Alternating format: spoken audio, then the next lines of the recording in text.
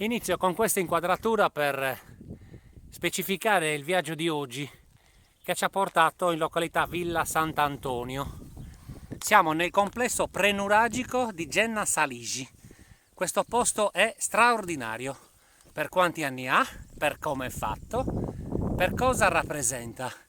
Le Domus de Giana sono come minimo 14. Sono enormi, monumentali, costruite benissimo, col solito sistema ingegnoso della cella e dell'anticella.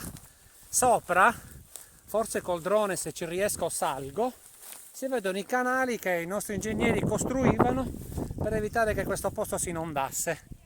Siamo al confine tra la Marmilla e il Sarcidano, complesso di Genna Saligi, a pochi chilometri da Villa Sant'Antonio.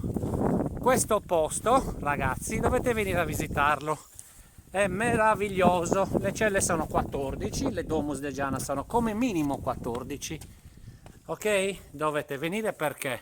Perché vi ripeto che nel nostro universo, per quanto straordinariamente grande sia, questo posto, fino a prova contraria, ce l'abbiamo solo ed esclusivamente noi, ok? Ciao e buona serata a tutti!